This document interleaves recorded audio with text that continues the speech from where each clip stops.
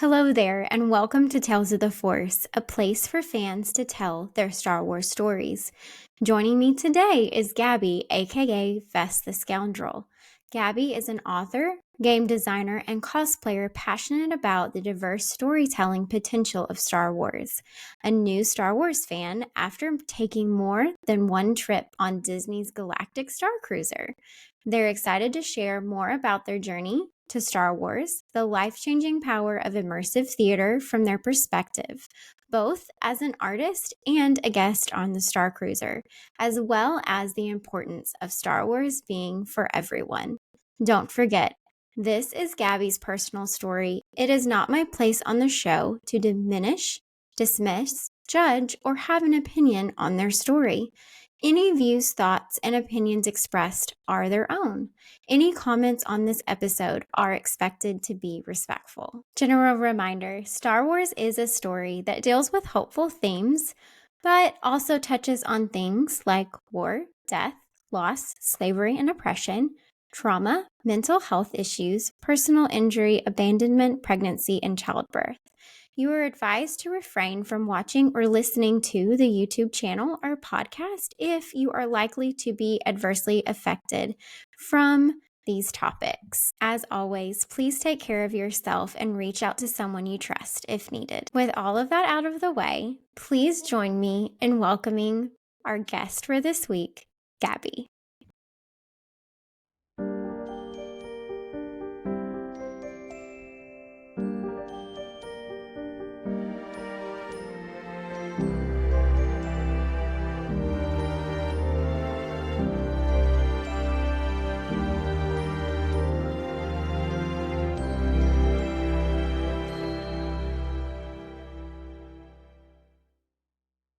Well, hi, how are you? Doing well. It's great to be here. I'm so excited to have you on and for you to share your story because to me it is fascinating and full of a lot of great insight and details, and I think just a really good perspective. So I'm excited. I'm glad to have you on. Yeah, no, thank you so much. It's really exciting to be part of this podcast episode, and I look forward to talking Star Wars. Yes, Star Wars. I mean, who doesn't want to talk about it? Right? I guess some people, but they just don't know. They're missing out. They are missing out. So, how did you get into this lovely world of Star Wars? Yeah, so I guess, I went out of order from what most people go in in terms of like, getting into Star Wars. I knew about basic Star Wars stuff. I knew Star Wars existed. I knew there were guys with lightsabers, kind of pop culture osmosis things. What I didn't know was a lot of the detail stuff. And because I thought it was mostly just guys with lightsabers, I didn't really feel too keen to get in on it because I was just kind of like, maybe Star Wars kind of like isn't for the kind of stories I'm interested in. I knew a little bit about it growing up as a kid, but I missed kind of the boat on when a lot of the really popular stuff was happening. So it wasn't until the pandemic happened, I was stuck in my house and really bored and on Disney Plus because I love Disney. And I saw The Mandalorian. I'm like, oh, this looks like a kind of Western thing. Like, let's Yeah. give it a try. I like sci-fi and I like Westerns, so let's do space Western. I watched that and I loved it. And then it really kind of opened my eyes to kind of what Star Wars can be. It's not just what you think of Star Wars lightsaber battles. It also can be a Western. It also can be a gritty crime drama. It also can be, beautiful cityscapes and all this really interesting stuff. So that kind of really got me interested in kind of like, okay, a galaxy far, far away is so diverse and there's so much potential in storytelling that as a storyteller, it got me excited. And from that point, I kind of started to backtrack and watch kind of the stuff that people usually start with, like the original trilogy and the prequels and things like that.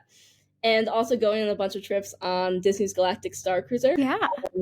which is awesome. Going on that really got me interested in learning more.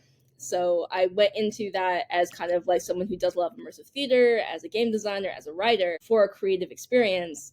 And the fact it was set in the Star Wars universe was kind of incidental to me because I wasn't super into Star Wars at that point. But once I actually experienced it and it was so immersive, I kind of fell in love even more with Star Wars. I'm like, okay, actually, I do want to learn more about this thing and I do want to watch these shows. So it kind of grew from there. So I guess it just kind of shows that there is no right way to get into Star Wars. You Yeah. can go anywhere. Yeah, for sure. I think people can be definitely opinionated about it and think you have to start it here and then get into it this way. But one of the cool things that I'm seeing even through doing this podcast is the different places that people are getting into Star Wars. And at the end of the day, if that makes somebody love this story that I love, why does it matter where they start in it, you know? Journey anyway, right? So Yeah. And I think it's really cool too because I think a lot of people, it's one of the trilogies that they were able to see that got them into it. So for it to be a show that got you into it is really cool. You know, it's just showing the reach of the different forms of media. I think some people maybe are out there that read a book and that got them into Star Wars, I'm sure, or a comic or something like that. So I think that it is really neat to see the different ways that people find Star Wars and get into it. And my story was wild because 2019 I knew nothing about Star Wars apart from lightsabers were a thing, and now I'm actually part of Star Wars canon through my writing mentor Daniel J. Older. So I'm in the Star Wars. Yes, tell me about this. So just like so it was crazy, right? So I applied to be part of this writer mentorship program. I'm an author. That's one of my day jobs. It's awesome. Thank you. So I applied to be part of this writing mentorship program. I applied to Daniel J. Older, who is a awesome New York Times best-selling author. He does a lot of High Republic stuff. He also has done some other Star Wars books. His own original stuff too, which is brilliant, but he's a big Star Wars guy. So I was really interested in exploring the idea of writing for IP, so intellectual property. So something like a big franchise like Doctor Who or Star Wars or things like that, or Marvel. So I was really interested in IP. So when I saw that he was one of the mentors, I'm like, okay, well, this is the guy. Like, this would be a good guy to work with. And it was a 10-month mentorship program. So I worked on my own original novel of him, but he gave me a lot of career advice about how to break into IP and how to, improve my craft, but also improve my business sense. And we finished our mentorship, and he's still technically my mentor, although it's now on an informal basis. And one time he texted me a picture of like a panel, and it was the back of a character's head, and it had the first name was like part of my last name, and the second name was part of my pen name, so like my professional writing pen name. And he didn't say anything except for the shifty eye emoji. And I'm just like, Daniel, did you put me in a Star War? And he's like, maybe. So I am now in one of the High Republic comics. That's so cool. So I've actually achieved something Anakin has not. I've achieved the rank of master. Yeah. That like a couple years ago I was like, what's a Yoda? And now I'm like, what's a Yoda? I love that. What is this green thing? Man, why is he talking backwards? Yeah, so yeah. That is still a question. Why is he talking backwards? We still don't know. I talked about this in the last episode. There's always something little that turns into something big, and you never really know. Like Obi-Wan saying, you served with your father in the Clone Wars. In 77, everyone was like, oh, whatever, just kind of blew past that. And now we have a full animated show that people love. It's amazing. And I'm like, watch it. It's amazing. Like, forget the cartoon thing. Just watch it like a show.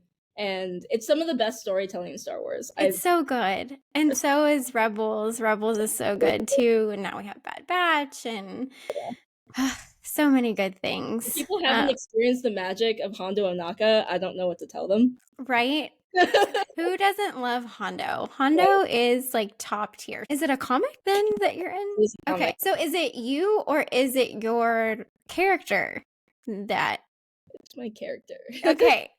Well, it's me as a character. So whoever illustrated it, because it wasn't Daniel, it looks exactly like me. That's so cool. Composite of like my last name and my pen name. And it was really funny because I was watching people's reactions to the comic and they're like, I love this character. And I'm just like, what? Like, that's a me. And it's funny because I'm only in a couple panels. It's like a cameo, but it's really funny because like I'm the one who's like blowing stuff up, and it's just like that tracks. That's so cool. I love it. It makes me think of in The Mandalorian how, and I might not have all of the facts correctly, so people listening, forgive me if I don't have it all correct, but the gist of the story is that they needed more stormtroopers in The Mandalorian, and so they ended up contacting the local 501st. Like that. And how cool would that be to just They get come right contacted? here. I mean, like, so might as well. Right? Yeah, I just think that's so cool. Like, how cool would it be to be contacted and asked to be in a Star Wars project, you know? And then I think maybe in one of the interviews or somewhere I heard that someone said that the people were looking at the costumes and were blown away by the ones from the five and how incredible they were and they're serious. Yeah, almost better than what they had on set. It's just the dedication that goes in that. Those are the perfect people to be yeah, asked to be extras and that sort of thing. So yeah. I know you also cosplay. I do. Yeah. Okay. So I look at kind of cosplay from a storytelling perspective. So I love building costumes, but for me, it's always about trying to tell kind of a visual story. So I start with the idea of a character. I try to know everything I can about them. Also, I have acting background, so it's kind of natural to like pull the writing and the acting together. And then I try to use costuming to tell that story without any words. So I have a lot of fun with that. And I guess the original character I'm best known for is a Twi'lek smuggler called Captain Vest. She was my Starcruiser character, and she's kind of taken on kind of a life of her own, and it's been fun. So I did a lot of work on that character. I did 6 cruises on the Galactic Starcruiser. I'm going to talk about that a little bit later. So a lot. I took on like 2 extra jobs on top of being a grad student to do it.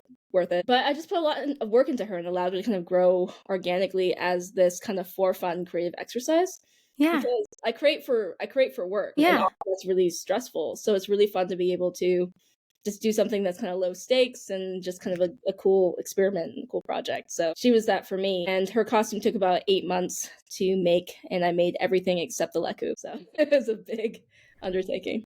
Oh man, so much. I am not a seamstress or a designer or anything like that. One of my best friends growing up is actually an incredible designer and she can sew like nobody's business. And then growing up, my mom is an amazing seamstress and was always taking up like other people's clothes and dresses and pants and whatever, and has made me several costumes and taught me the basics. I think being able to express your creativity and it just be a free way to express it, I'm sure is not that it's not fun to get to do it for a job, but it is still at the end of the day, it's still a job, but it's still fun because it's still creative and it's what you like to do. But to be able to do something without any restriction or expectations or deadlines, unless you have one for yourself, I'm sure is a lot more fun. No, it was great. And it was a fun concept too, because my idea behind her was like take the arcane dystopian punk aesthetic,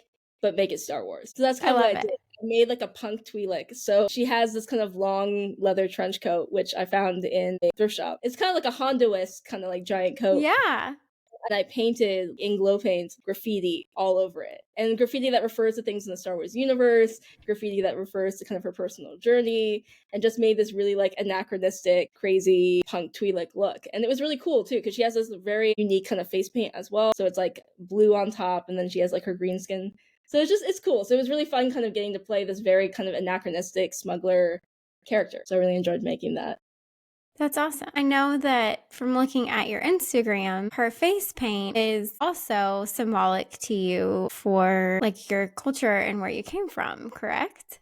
It is, yeah. So I put a lot of myself into my creative work, like a lot of creatives. And for that, she has kind of a horizontal blue stripe over her eyes. That's kind of like her characteristic look. And that is very common in the indigenous people of the Amazon, which make up part of my heritage. Yeah. I'm Brazilian, so that was kind of cool being able to incorporate kind of pieces of that. I have Portuguese graffiti on my coat as well in Ayurbesh. It's like Portuguese in Ayurbesh. So I That's awesome. like little pieces all over my coat. And the whole thing that's really fun about that is just trying to show kind of through my creativity that I may not be the person that people think of when they think Star Wars fan, like immediately off the bat. But that Star Wars fans can kind of look like and come from anywhere and kind of be from Yeah. so being able to put some of kind of my own cultural interest into Star Wars stuff was really powerful. And now kind of my big creative goal in the future is to write for Star Wars. So I think the more people we can get engaged in Star Wars, the more we can get them kind of bringing themselves into it, I think the better. Yeah, definitely. I think it is so important to have representation in any kind of art or story or fandom or any of those type of things, because I've said it before, like I'm I'm a female, like a woman, but like that is seen on screen. Yes, not as much, right? Like not as much representation. But I can take what I've felt through that, multiply that by whatever, and that's how other people feel, that it's even less. Yeah. And it shouldn't be that way. And so I think when people struggle with that, it might just be a lack of empathy, honestly, like understanding that how cool is it to see someone like you represented in something that you love? Like, who doesn't want that? And I said this before with someone else. Adding a seat to the table doesn't take a seat away from someone else. It's just important. It's just such an important thing. And some of us, we've had our time, on screen, and it's time for other stories. And that doesn't mean that people can't learn from them. I think that's so silly if people think that you can't learn from a story, because guess what? Other people have been doing that for years. Other people have been inspired and have learned something from a story from someone else for a long time. And so, what makes it that you can't do that? Like, humans are storytelling creatures. Like, as a storyteller, Yeah. I'm like, yeah, I do it professionally, but everyone is a storyteller. Everyone makes sense of their life through the idea of narrative, even if they just kind of tell it to themselves or to other people. Not saying like false narrative, but just like a narrative, right? Like, you're born at this time and you go through these things and you try to make sense of it, right? And that's storytelling. So we're storytelling creatures. So no matter what story you're watching, there's always going to be something relatable in there. So it's really interesting when people kind of make the argument of like, oh, well, like if it's a character that's not like me because they're like a different background or whatever, like how will I relate to it? And I'm like, y'all, like we've been watching people who look nothing like us for years and we've been able to relate to it. So Right. Exactly.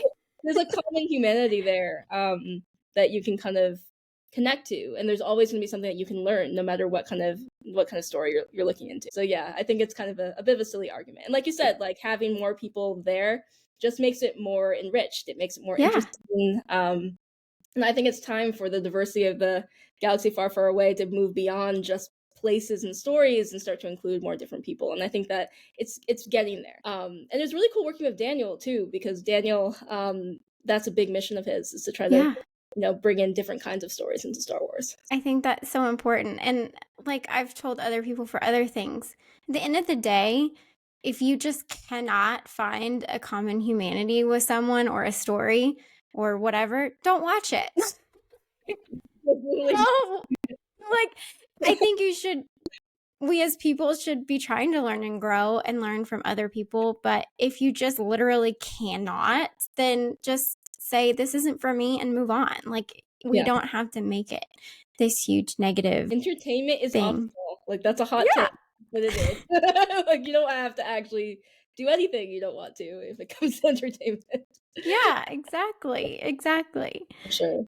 Do Um, you, yeah. with like writing and being creative and being a storyteller, I'm assuming that you do like the Star Wars books then too. Trying to get into it. Same. Because there's so much out there, right? There's so much Yes. there, and I feel like I'm behind kind of the 8 ball already because I'm like, there's so much I need to read. I'm reading. Obviously, I read all of my mentor's books first, because it's awk if I don't, right? Yeah. So I really enjoyed that, and then I'm getting more into some of the Galaxy's Edge stuff because I'm often in Batu. So I read Delilah S. Dawson's Black Spire book, which is a classic, right? It's really, really good. I just really like the kind of tongue-in-cheek books like The Smuggler Guide, because things like that, or like How Not to Be Eaten by Ewoks and other like Galactic. Did you see the dad joke one that just came out? I didn't, but I should. Yeah, I guess a dad joke one just came out, and I love dad jokes. So, and Star Wars dad jokes. So, yes, I love those little ones like that. I'm reading Lords of the Sith, which is really interesting because it's the only novel that really talks about Ryloth and the Twi'leks, which is something that I feel really strongly an affinity towards, which I'd like to talk about in a second because I think it's really powerful. Yeah, of course. But yeah, that's the only book I could find that even talks about the Free Ryloth movement. And after I saw that in Clone Wars, I was like in love. So Yeah. get into Yeah. it too. So, in that line of everything, what are some of the storylines or characters that really were personal to you in a sense that they had an impact on you in your life? And obviously, they've inspired you in your creative process, in your journey. But what are some of those? Share those with me. So, Star Wars doesn't really have race as a factor. It uses species as kind of an allegory for marginalization. Right. So, which is really interesting, right? So the Twi'lek story really is interesting to me as someone who their whole family has dealt with kind of the fallout from colonialism. The fact that the Twi'leks, for people who aren't as familiar with Twi'leks, is the Twi'leks are kind of like the aliens that have kind of the head tails. One of them falls into the Rancor pit in Yes. one of the OTs.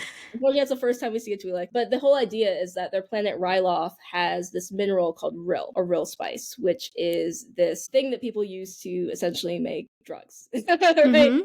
Yeah. And also that the Twi'lek women are considered very beautiful, so they're often Yes. sold into slavery, right?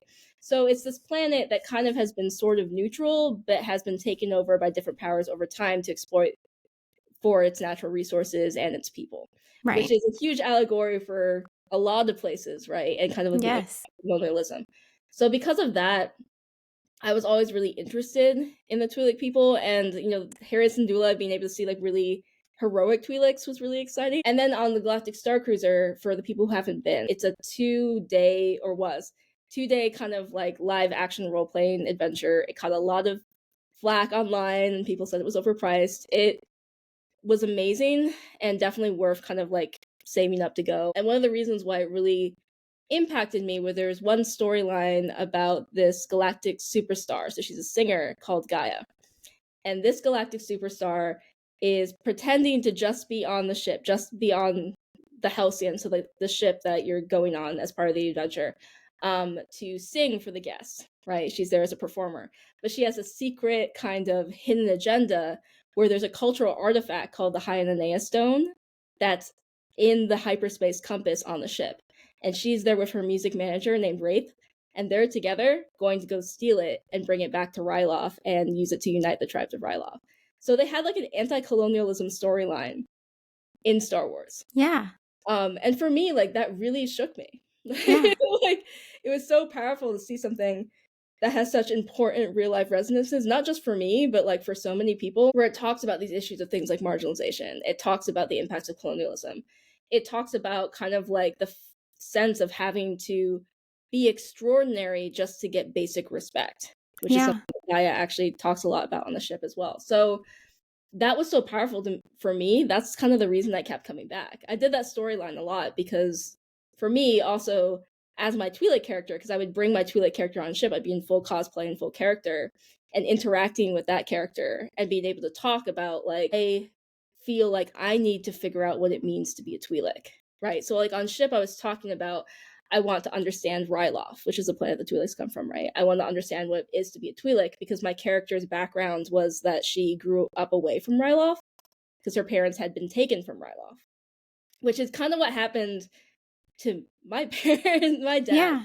In terms of like a lot of our ancestors were taken from other places and brought to Brazil. So using that allegory, Mm-hmm. ship was really powerful to me and made me want to learn more about my real life heritage. So it was really cool seeing those connections. And I think that's why enriching Star Wars with more and more stories and kind of being able to dig into the real world for inspiration is so powerful. And I can say that, like, I didn't think that Star Wars was for people like me. Like I grew up not kind of, like usually think of it as like maybe a white dad thing. Right. Yeah. Yeah. Absolutely. Yeah. Being able to see a storyline that not only I enjoyed and not only I found resonance with because it was cool, but like actually had personal resonance with me was incredible. If you had told me you're gonna dress up like an alien and go on a fake spaceship and literally cry and like have like what it's a real moment because it's like Yeah. rooted in real things, I would have been like, no, like that's not gonna happen. But I think it can be really powerful, and I really hope that we see more stories like that. Yeah. I think art is powerful, right? Yeah. And it can, whether it's music or a story or anything like that. When you see someone, even if it's a fictional story that's based on something in reality that has to do with what you have gone through or someone you know has gone through or your family. Like it's just, I don't want to say special because it's emotional. Like, Yeah. it is special because it's very personal, but it is a very emotional thing. And it can be a very healing thing to be able to use art and stories in order to process things. So Yeah. that's so cool. Like I love when things happen that help you feel not alone too. Yeah, and I think that was the moment between that and my internship with Daniel. Like those two things really kind of made me kind of click in. Like I'm like, okay, I actually could belong in here. Like I Yeah. actually could fit in here. And it changed me from kind of like this kind of low key, I'm kind of interested in IP. It would be fun. It would be like an additional thing to do into like, no, I want to write for Star Wars. And the reason why I want to write for Star Wars is that if I have some ability to maybe one day when I have enough influence kind of like help shape some of that course of like bringing more diversity of stories in there, that would be amazing, you know, because I want people to be able to, when they're little kids, be able to look at Star Wars and be like, I this is for me. And that's something I didn't have when I was little. So I think that's awesome. I think it is awesome for people to be able to want to put themselves out there, not just for themselves, because I think it is important to obviously advocate for yourself and to want your voice and story to be heard. But I think it adds an even extra layer of awesomeness, I guess, when you turn around and it's also for someone else, for them to see, hey, I felt this way, but I'm going to do this and put myself out there. So hopefully you don't have to feel that way. I don't know who else would be better to tell those kind of stories than someone who has experiences in the real world with them. When you look in Star Wars of the culture of Ryloth and everything that planet and people have been through, why would you not want, writers and authors and storytellers and creators that have real life experience in that? I think that makes the stories more meaningful. It makes them deeper. It makes them just overall better quality too. yeah, and that's why we need all kinds of different people in the room. Yeah. I think that that's kind of how you make, if art's about being open-minded, which I would argue it is, that's kind of Yeah. how you make the best art. Yeah, definitely. Definitely. Was it overall, I guess, obviously a good experience because you went several times? Did it help with anything else, like just with your writing process or just in life? I know Star Wars has helped me with things that I have had to think through, like mental health or feeling alone or different things like that. I personally have been able to work through those things a little bit using Star Wars. And so, how else has that helped you? Yeah, it was interesting kind of like when I kind of came into Star Wars, and really came into it. Like when I was going on Starcruiser a lot and I was kind of started my mentorship period. I had just kind of transitioned away from my previous literary agent. I was kind of trying to figure out what my next steps were. And I was genuinely kind of burned out, you know, like when you're doing art for work, you're trying to sell books and sometimes the books sell and sometimes the books don't and you don't really have a lot of control over it, and sometimes you're trying to pitch something and sometimes people are interested and sometimes people aren't, you know. So for me it's like that kind of marketing grind, not the artistic work but the actual like how do you market your work, how do you like, write to expectations, like that was burning me out. And I really needed something that would take me out of that and remind me why the heck am I doing it to begin with. And I think Star Wars kind of helped me with that because it made me kind of realize there's so much that can be done in this framework. And the messaging of Star Wars is, although it's kind of gritty in some places, it's a space fantasy, right? So there is kind of like a thread of optimism to a lot of it, right?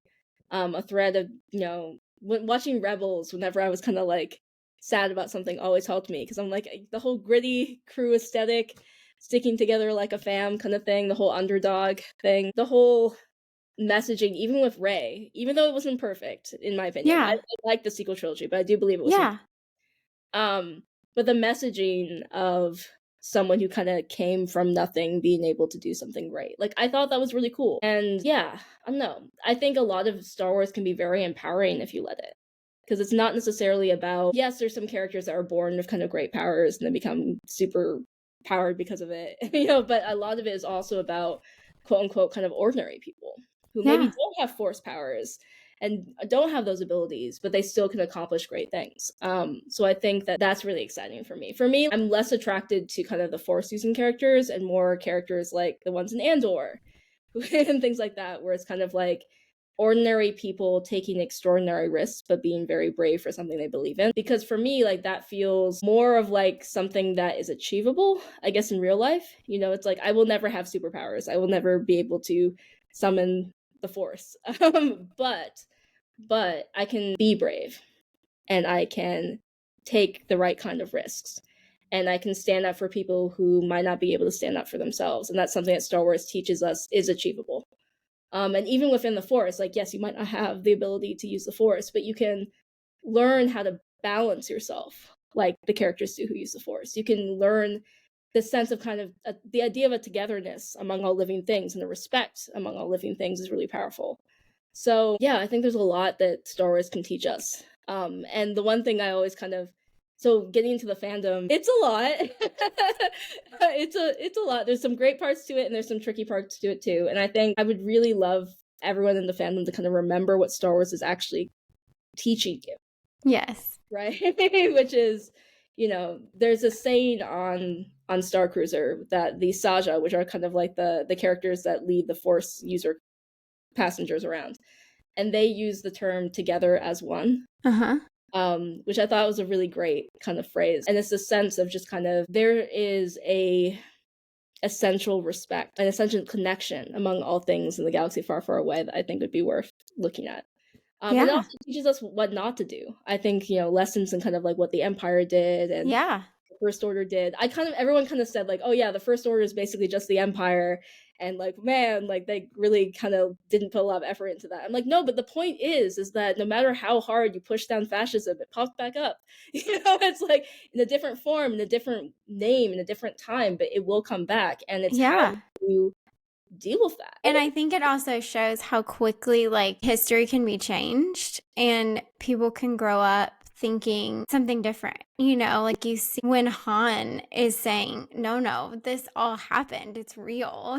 Luke is real. The Force is real. Everything you've heard is true. It really is a good reminder how quickly things in life can be tried to be blotted out too. Different stories or different events or different things like that. I think there are so many lessons in Star Wars that people forget are there. And it's not always the positive ones about balance and all those things. Like, some of them are really hard lessons and hard reminders for people. Yes, it is something that was originally and a lot of times still focused for kids or different things like that, or the kid in all of us, or whatever however you want to say it. I think it's fine to say it's for adults too. There's a lot of things that I think that can go over your head as a kid.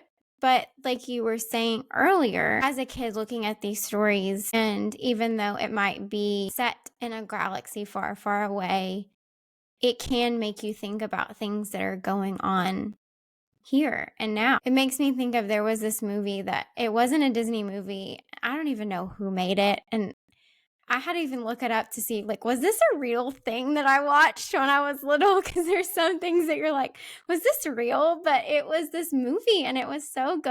I know it had like a reason why they made it, and everything to an extent has a reason, a message behind it or whatever. But it was about these little forest animals. Wonderful And Forest. yes, Yeah. Yeah. and yeah. It gave me nightmares when I was little, so Yeah, right? And so, but as a kid watching that, it made me as an adult grow up and think about the environment and think about animals and think about like, oh, maybe I shouldn't throw away trash here because something might happen to this animal, or different things. I think that people get worried about, what are we teaching our kids or whatever, but it's like, what are we teaching our kids? We should be teaching our kids that differences are okay. You might not agree with everybody, but we treat everybody with kindness and we treat everybody with love and we respect things and we respect people. And you should put your heart into everything that you do and do things as best as you can, and know that we're going to make mistakes, and know that we can either run from those mistakes or we can learn from them and grow. And those are all things that Star Wars teaches us, I which think is so cool. Evo from The Lion King for a second. Yeah. You can run from your mistakes or you can learn from them. Yeah, Lion King, another great movie. That was my favorite as a kid. I loved Lion King. I think there's a lot that Star Wars can teach us, and the other thing I would like to always kind of mention is that storytelling is really important because stories always come from somewhere. Yeah. So it's impossible to write a story without there being some kind of, I don't want to say like agenda because it's not always conscious, but like it An reflects inspiration. yes, right, like some kind of inspiration. Like it doesn't appear fully formed from the ether. It's inspired by something in real world. So I think, for example, with the Twi'lek example, it's really important to do those kind of stories properly, right? And to give that, respect, and being able to bring people in who have that lived experience, like you said, will be able to write a story that really honors that. Mm-hmm. That's really important. But the other thing that's really cool about that storyline on Starcruiser is that for me, like obviously crying like a baby because it hit me right in my heart because it was about my family, so that was really personal. But my favorite thing to do is watching people who didn't have that personal connection still lose it. And they were literally like, that was maybe the first time they even thought about colonialism, Yeah. or even really considered that. And maybe it took them being able to kind of like look at this as an allegory rather than something in the real world for them to kind of realize what an impact that is. Because you would watch these full grown guys in like first order uniforms carrying like the little prop Hyanea stone, which is like, it's like a marble, right? Like it's really goofy looking actually. And they'd be holding it in their hand and handing it to this woman dressed as an alien and like sobbing, like tears running down their faces, and just being like, this is the power of those kind of stories. Because not only is it important for people to see themselves in those stories if they have those kind of connections, it's important for people who aren't from that background necessarily to have that personal connection, to understand how important it is, so they know to stand up against things like that. It's the empathy again, too, right?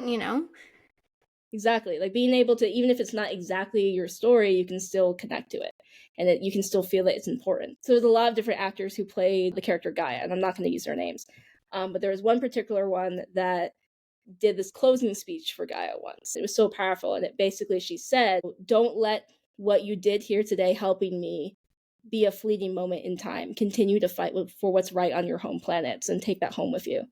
And I thought that was a really wonderful kind of like move this forward kind of message. I think for me, a lot of people will rag on Starcruiser. It was expensive. I will say I'm a grad student and I worked like 2.5 jobs apart from just school to do it, because I felt it was really powerful as a storytelling device. But what I'll say about that is I think the biggest loss for that, for me, for losing that experience because it's now closed, is the loss of that story. And what I'd like to see Disney to do, and if I ever end up in that ecosystem writing for it, what I would like to do is to bring more stories like that into the Star Wars universe. It'd be really cool if they did a book or something That would be really cool. about A comic book. Gaia or some of the storylines from that, so that other people that didn't get to go can still experience it and learn the stories behind it and different things that other people experienced. It would be a good thing for them to do. It'd be really cool, yeah. I think the big thing that was hard for people is that they kind of saw maybe what it looked like on YouTube, like or in videos, and it's really hard to, unless people have LARPed before, and even if you have, like being in that and what the feelings feel like doesn't translate on video and doesn't really translate in interviews. It doesn't really translate. You have to kind of be there. And that's kind of, I think that was a tricky thing with Starcruiser, is that I think a lot more people would have been really into it if they had had the chance to have gone. And unfortunately, it was expensive, but unfortunately, it also got pulled so quickly that I think some of the people who would have really enjoyed it just never got to see it. Yeah, I never got to go, and I wanted to go so bad. Really cool. And I think, like, I always think of expensive as, like, it's kind of a relative term because you spend money on things that are important to you. Everybody does that, right? And so someone might spend some money on something that to me, wow, that's expensive. Or, oh my gosh, why would you buy that? Or why would you do that every day or every other day and spend money on that? It can be something as little as making your coffee at home versus buying it somewhere. It's relative, right? And so I think judging people going on that, I always thought was kind of silly Yeah. because I mean, concert tickets are expensive, relatively, if Yeah. you think about it. That's an experience too. And I don't see people being really mad at people for going to several concerts or following a band. And you've got hotel, you've got food, you have merch, you have different things that you buy that go into that expense. And so there's a lot of things that are a similar experience that people might not be as weird about, I guess. It's a relative thing. And so I don't think it's fair to say that staying at basically an all-inclusive immersive Star Wars experience where With like entertainment all the time where it's personalized to you. That's the thing. yes. Is that Yeah. like I don't see the value, and I'm like, dude, like it's literally like being in a movie that's personalized to you because the characters, they learn your name, or they learned your name. I hate using the past tense, but they learned their name. They Yeah. You came with a character background. They were so good at remembering it, so they'd be like, "Oh yeah, Captain Vest, like Captain of the Revenant. You want to help me with my smuggler thing." They would remember you, and they'd be like, "Vest, come here," and like you'd follow them, and you really got fully immersed in it because the performers were so good. So I think that people, I would say it was an expensive experience, but it was worth the cost for me specifically. I can't speak to Yeah. other people, but for someone who really enjoys storytelling, it was like maybe the closest you'll ever get to like almost a fully immersive experience where you could literally, from the moment you step on there to the moment you leave, become a different person for a while. And there's something that's really freeing about that, and I think people can feel that. I'm a Disney person, so I Yeah. feel like when people go to Disney, a lot of the time they go for that escapism. They go because the real world is hard, and for a couple days they can just have fun.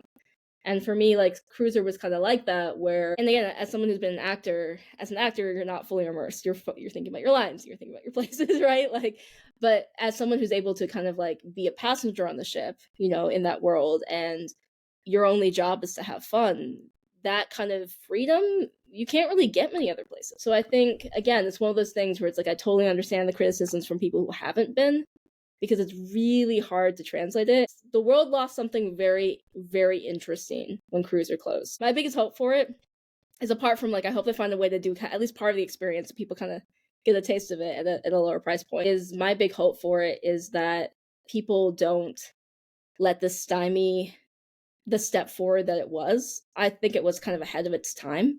Mm-hmm. And I just hope that people continue to take big swings and continue to take big risks and continue to innovate, because it wasn't. I don't know about the finances of it because I'm not obviously involved, so I can't say like was it financially successful. Clearly, it had issues if it closed, right? But the biggest thing is, was it artistically successful? Yes, 100%. Like, it was one of those things where it's like, imagine you got some of the best Imagineers and the best kind of creative minds together, and you gave them like millions of dollars and said, go play. Yeah. That's what you got. So I really wish more people got to see kind of like what an artistic triumph it was in terms of how well it worked. Yeah. Yeah. Well, maybe, who knows? Maybe someday. Maybe it'll come back. You never know what can happen. We can be hopeful, right? Yeah, and actually, it got me to do my own immersive theater thing themed about Star Wars, so that was kind of fun too. Oh, that's awesome. That's so fun. Yeah, so like my team and I, this is completely unofficial before Disney yells at me. Completely unofficial. Completely just for fun, free. We're not charging for it. I have thought of every single potential thing that could upset the mouse, and I'm trying to avoid all of it. Yes. Is that in Galaxy's Edge, so Batu East, Uh-huh.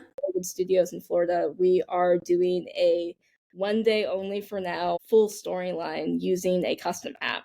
So the idea is that there's a story that unfolds by using this app, where characters on the app will tell you to go to different places around Batu, and then you meet members of the game design team, so members of my team in bounding, who like will pass you a prop and then tell you to go on to the next station, onto the next station.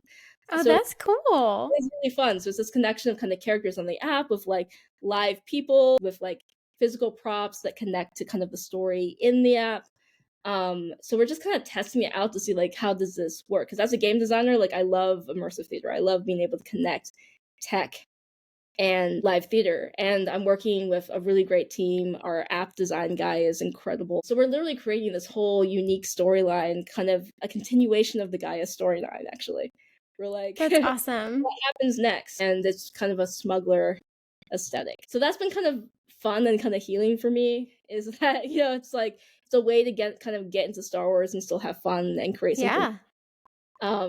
So I'm really looking forward to that. That's going to be dropping in Jan, and we're going to have about 50 people taking part in that. So people are going to be able to play it, which will be cool. That'll be so cool. Well, that's so fun. I think it's part of that spark, right?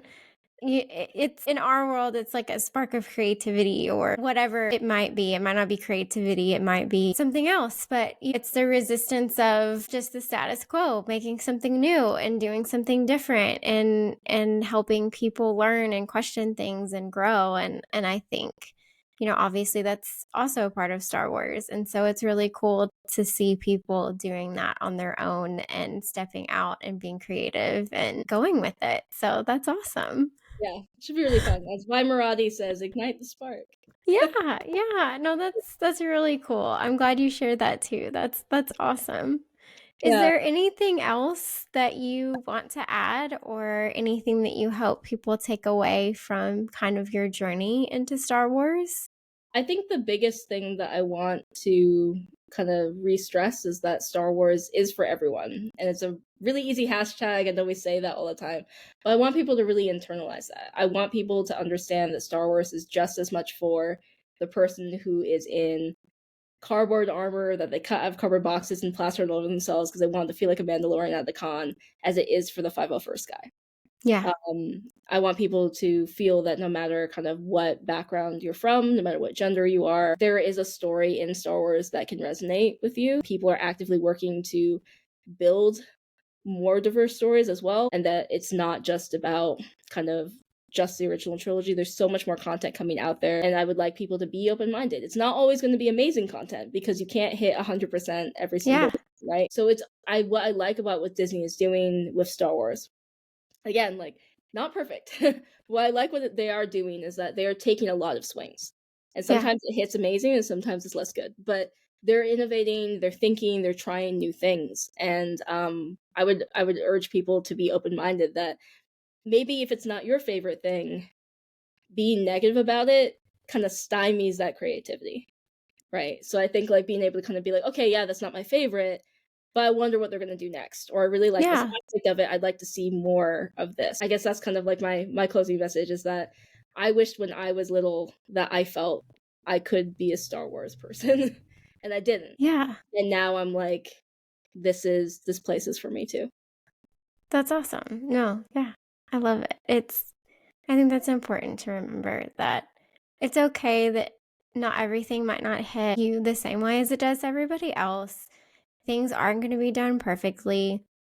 Do we want Star Wars to be done well and do we want it to be done good? Yes, but sometimes you have to have some bumps in the road to get there. Like, no company is perfect, no story writer or creator or director, nobody's perfect. Nobody's going to get everything 100%. Like, that's never going to happen. Those expectations are unattainable for anybody. And so, while yes, I think it's good to have high expectations for something that you love, I think we need to remember to have constructive criticism and not just being negative. Because I think, yes, it's okay for you to criticize something and to have opinions on it. That's totally fair. But I think there's a difference between that and just being overtly negative or almost harmful to people in what you say. And so I think that that's a great reminder.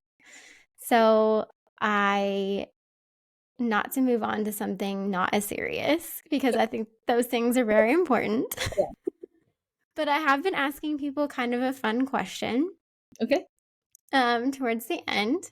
And so another thing that I know, and we didn't get to talk about this side of you as much as you are also working on your doctorate and you are a carnivore biologist. Did I Yes, say that correct? that's one of my Okay. jobs.